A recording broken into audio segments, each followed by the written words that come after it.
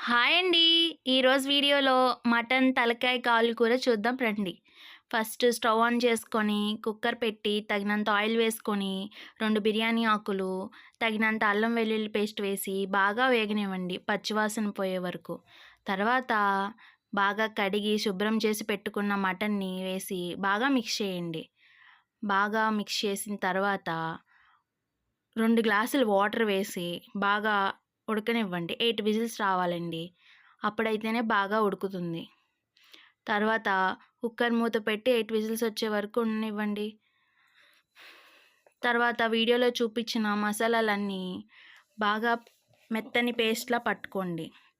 ఆ మసాలాలు ఏంటంటే ధనియాలు, జీలకర్ర, నువ్వులు, వెల్లుల్లి, మిరియాలు, లవంగాలు, దాల్చిన చెక్క, కొబ్బరి, గసగసాలు, యాలకులు, పుచ్చపప్పు ఇవన్నీ బాగా మెత్తని పేస్ట్‌లా చేసుకోండి.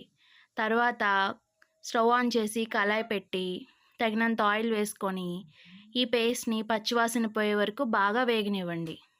తర్వాత బాగా తరిగిన ఉల్లిపాయలను కూడా వేసి బాగా వేగనివ్వండి. తర్వాత టమోటాలు కూడా వేయండి. అవి కూడా బాగా వేగాలి. మెత్తగా ఉడకాలండి బాగా.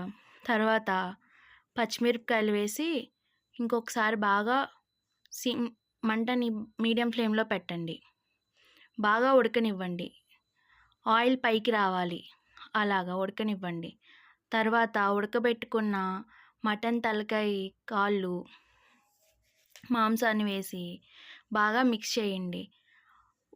మనం మటన్ తలకాయ కాళ్ళు ఉడకబెట్టిన కుక్కర్‌లో వాటర్ ఉంటుంది కదండీ! ఆ వాటర్ సరిపోతుందండి. మళ్ళీ యాడ్ అవసరం లేదండి వాటర్. ఆ వాటర్‌తో ఉడికించేయండి సరిపోతుంది. దాంట్లో తగినంత కారం, పసుపు, ఉప్పు వేసి బాగా మిక్స్ చేసి దగ్గర పడే వరకు ఉడకనివ్వండి. దగ్గర పడిన తర్వాత కొత్తిమీరి, కసూరి మేతి వేసి ఇంకొకసారి మిక్స్ చేసుకొని లాస్ట్‌లో నెయ్యి టచ్ ఇచ్చారంటే మన తలకాయ కాలు కూర రెడీ. దీన్ని అన్నంలో తినొచ్చండి. అలాగే చపాతీలో కూడా తినొచ్చండి. చాలా బావుంటుందండి. ఒకసారి నేను చెప్పినట్టు ట్రై చేయండి. చాలా బాగా కుదురుతుందండి. రెస్టారెంట్ స్టైల్‌లో ఉంటుందండి.